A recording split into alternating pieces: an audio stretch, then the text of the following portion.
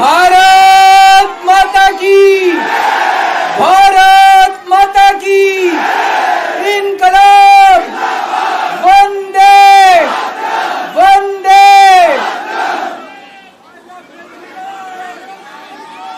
आप सब लोगों का तहे दिल से बहुत बहुत शुक्रिया। इतनी तपती धूप के अंदर इतनी देर से इतनी बड़ी संख्या में आप लोग मेरा इंतजार कर रहे हैं। मैं आपका तहे दिल से बहुत बहुत शुक्रिया अदा करना चाहता हूं। जितने लोग इस वक्त टीवी में देख रहे हैं उन सब दर्शकों का भी मैं तहे दिल से शुक्रिया अदा करना चाहता हूं। सबको मेरा नमस्कार, सबको मेरा प्रणाम।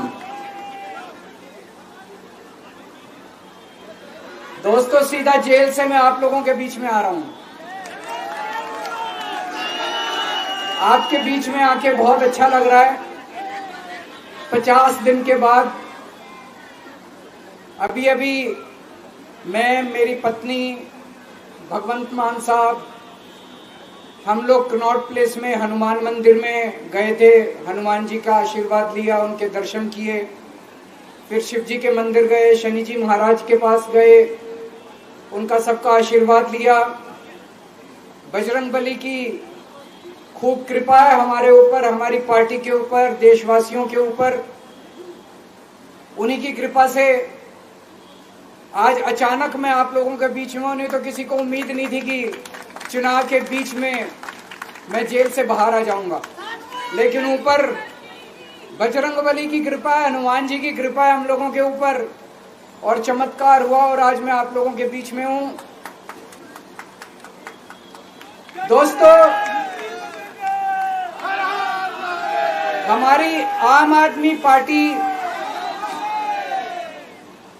एक छोटी सी पार्टी है, 2 राज्यों के अंदर है, अभी 10 साल पुरानी पार्टी है। हमारी पार्टी को कुचलने में, खत्म करने में प्रधानमंत्री जी ने कोई कसर नहीं छोड़ी। एक साथ हमारी पार्टी के 4 टॉप के नेता जेल भेज दिए एक साथ। अरविंद केजरीवाल, मनीष सिसोदिया, संजय सिंह, सतिंदर जैन। बड़ी बड़ी पार्टियों के अगर 4 टॉप के नेता जेल चले जाएं, पार्टी खत्म हो जाती है। आम आदमी पार्टी के 4 टॉप के नेता इन्होंने जेल भेज दिया। उन्होंने सोचा कि पार्टी खत्म हो जाएगी, लेकिन ये पार्टी नहीं है, ये एक सोच है। जितना ये खत्म करना चाहते हैं उतना ये बढ़ती जाती है, उतना ये बढ़ती जाती है। ये क्रश करना चाहते हैं प्रधानमंत्री जी आम आदमी पार्टी को।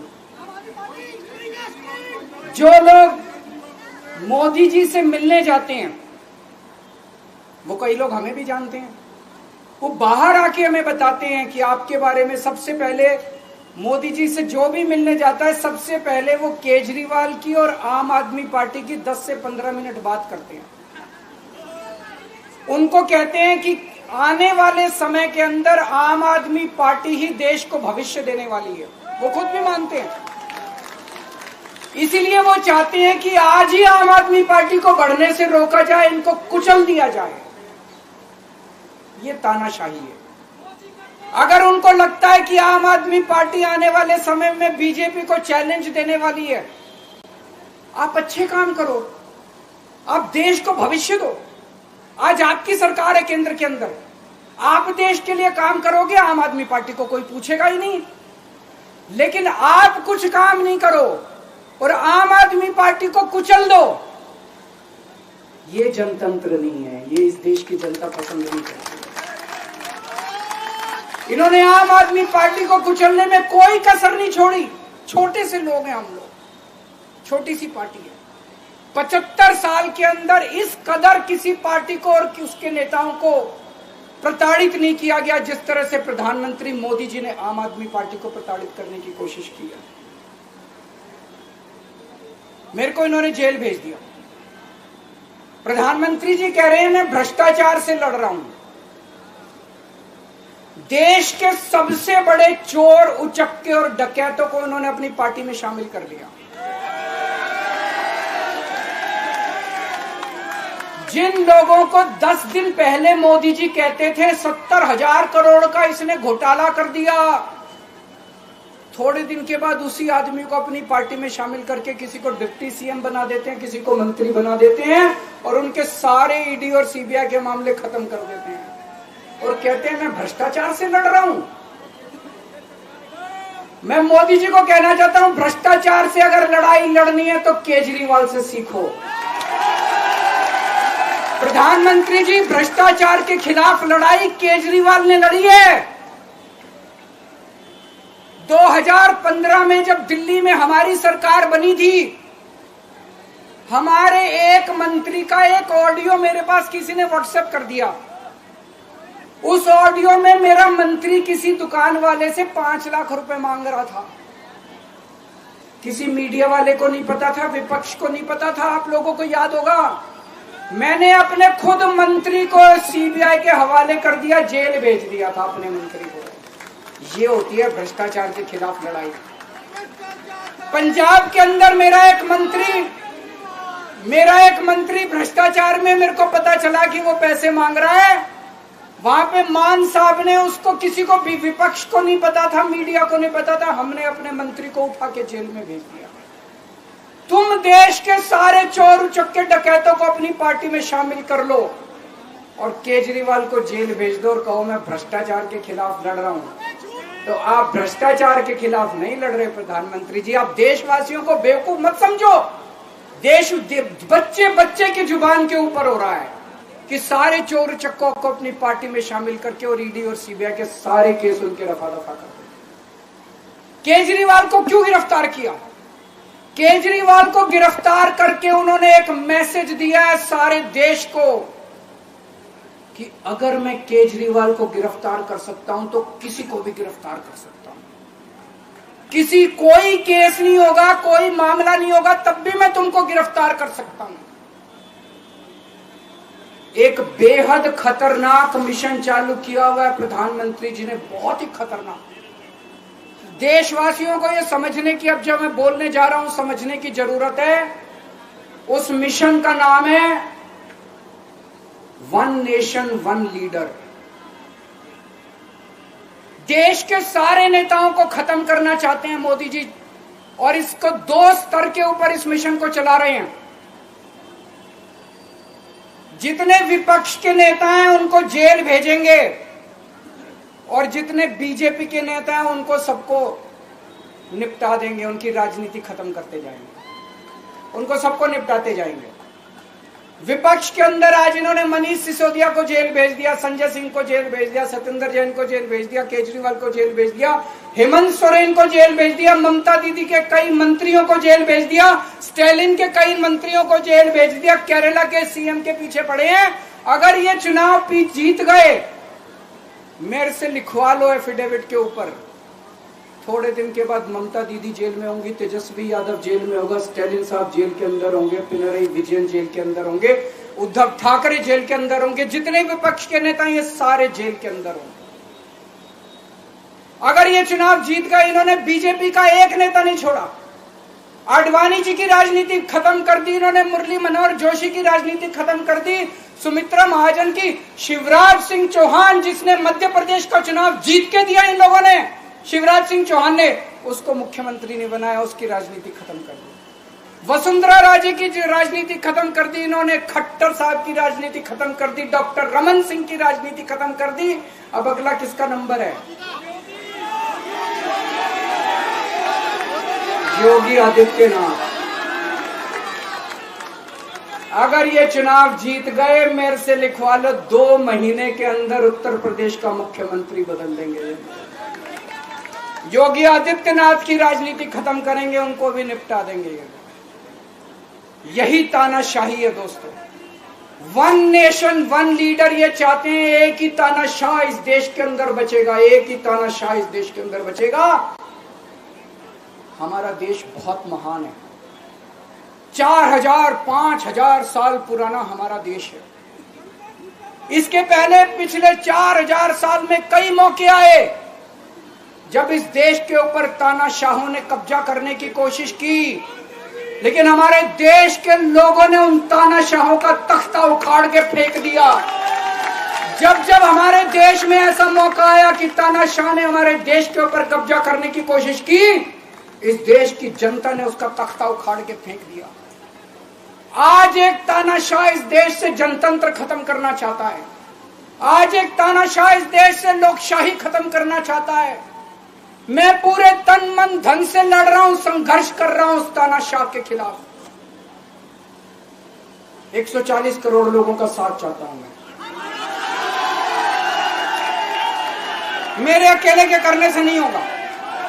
140 आज मैं आप लोगों से भीख मांगने के लिए आया हूं। 140 करोड़ लोगों से 140 करोड़ लोगों से भीख मांगने के लिए आया हूं। मेरे देश को बचा लो, मेरे भारतवर्ष को बचा लो, मेरा भारत बहुत महान है। इस तानाशाही से बचा लो मेरे दोस्त, मेरे देश को।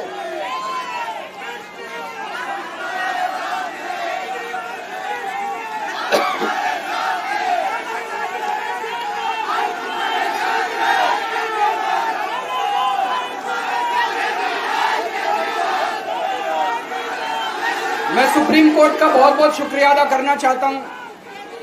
उन्होंने 21 दिन दिए हैं, एक एक दिन में 24 घंटे हैं। मैं एक दिन में 24 में से 36 घंटे काम करूंगा। पूरे देश भर में घूमूंगा इस तानाशाही को रोकने के लिए। दोस्तों, जितनी मेरे अंदर ताकत है, मेरा सब कुछ कुर्बान है देश के लिए। मेरा तन मन धन सब कुछ कुर्बान है मेरे देश के लिए। मेरे खून का एक एक कतरा मेरे देश के लिए, मेरे शरीर का एक एक कतरा, मेरी जिंदगी का एक एक पल मेरे देश के लिए। मेरे देश को बचाने के लिए मैं पूरे देश में जाऊंगा। दोस्तों, अब एक बहुत महत्वपूर्ण बात करने जा रहा हूं, उसको ध्यान से सुनना। ये लोग इंडिया गठबंधन से पूछते हैं आपका प्रधानमंत्री कौन होगा। मैं बीजेपी से पूछता हूं आपका प्रधानमंत्री कौन होगा। आप लोग सोच रहे होंगे केजरीवाल क्या बात कर रहा है, मोदी जी होंगे। नहीं, मोदी जी अगले साल 17 सितंबर को 75 साल के हो रहे हैं। बीजेपी के अंदर मोदी जी ने 2014 में मोदी जी ने खुद ने रूल बनाया था कि बीजेपी के अंदर जो भी 75 साल का होगा उसको रिटायर कर दिया जाएगा। सबसे पहले आडवाणी जी को रिटायर किया गया, उसके बाद मुरली मनोहर जोशी जी को रिटायर किया गया, फिर सुमित्रा महाजन को रिटायर किया गया, फिर यशवंत सिन्हा को रिटायर किया गया। अब मोदी जी अगले साल 17 सितंबर को रिटायर होने वाले हैं। तो मैं बीजेपी से पूछना चाहता हूं आपका प्रधानमंत्री का दावेदार कौन है। दोस्तों, अगले साल 17 सितंबर तक अगर इनकी सरकार बनी, तो उस पर भी आऊंगा मैं। अगर इनकी सरकार बनी तो पहले अगले 2 महीने में योगी जी को निपटाएंगे ये, और उसके बाद मोदी जी के सबसे खास अमित शाह को ये प्रधानमंत्री बनाएंगे। तो मैं लोगों को, देश के लोगों को आगाह करना चाहता हूं, मोदी जी अपने लिए वोट नहीं मांग रहे। मोदी जी अमित शाह को प्रधानमंत्री बनाने के लिए वोट मांग रहे हैं।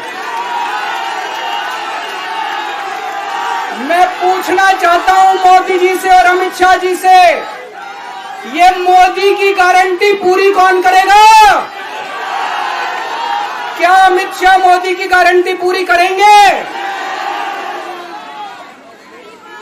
जब आप अगर जो वैसे तो मेरे को लगता है मैं भी आऊंगा उसके ऊपर, मुझे नहीं लगता इनकी सरकार बन रही है, लेकिन जो बीजेपी को वोट देने जाएं वो ये सोच के जाना कि आप मोदी जी के नाम पे वोट नहीं दे रहे, आप अमित शाह के नाम पे वोट दे रहे।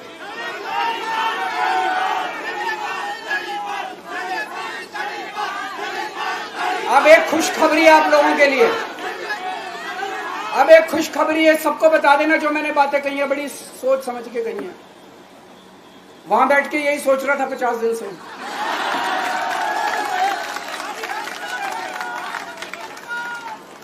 दोस्तों, पूरे देश के मेरे को बाहर निकले हुए 20 घंटे हो गए।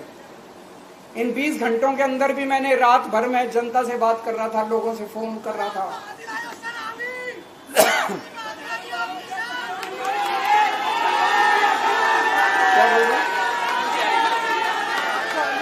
रात को आंधी आई थी।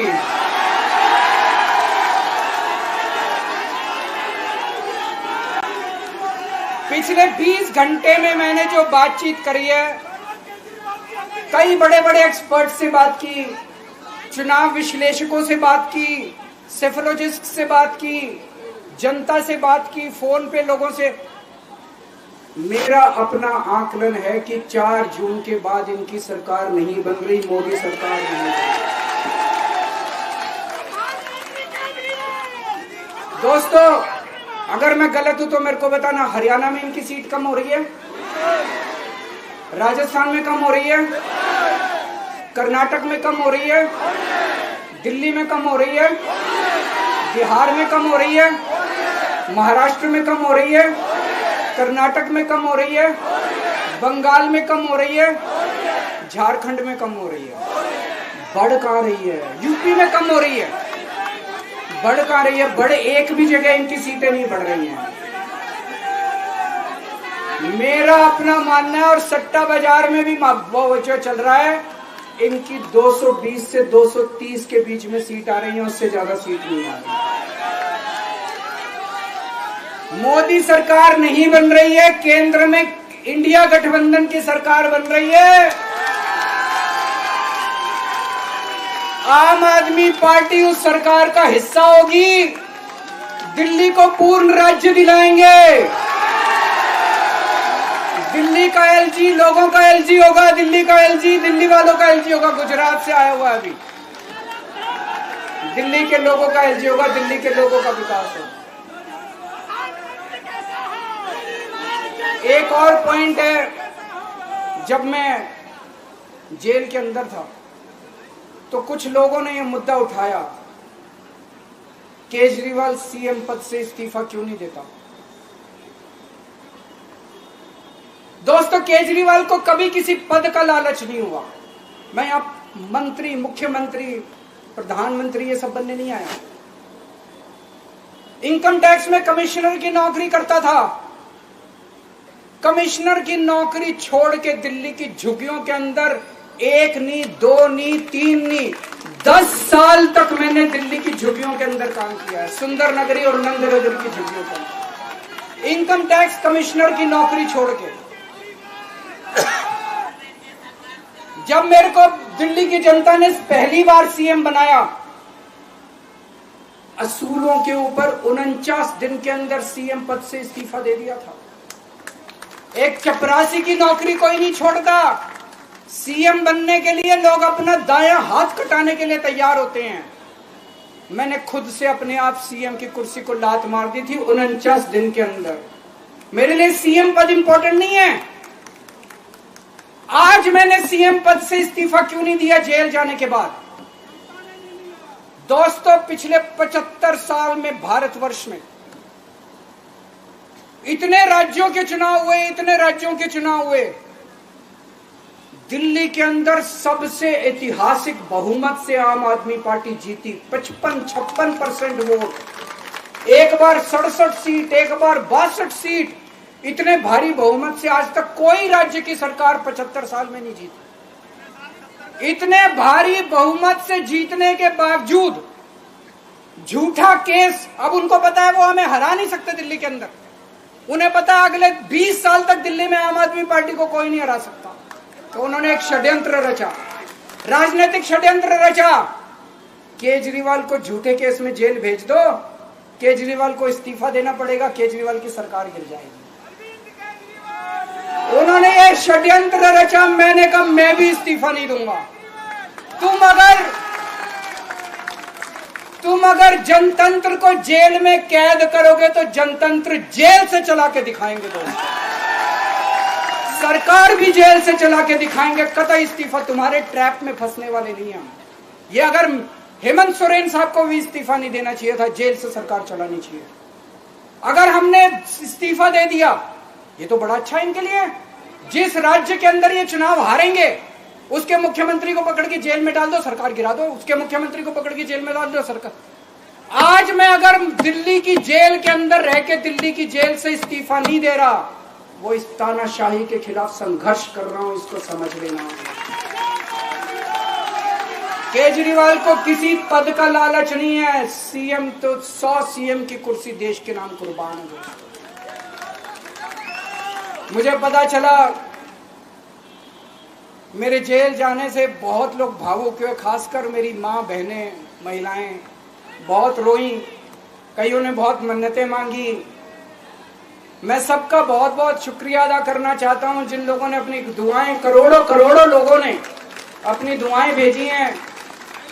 पूरी दुनिया भर से करोड़ों लोगों ने दुआएं भेजी। उन्हीं के आशीर्वाद का कमाल है कि आज मैं आप लोगों के बीच में हूं। आप लोग सब लोग सुखी रहें, देश खूब तरक्की करे, फले फूले, आप सब लोग खूब खुश रहें, ऐसी मेरी प्रभु से इच्छा है। भारत माता की।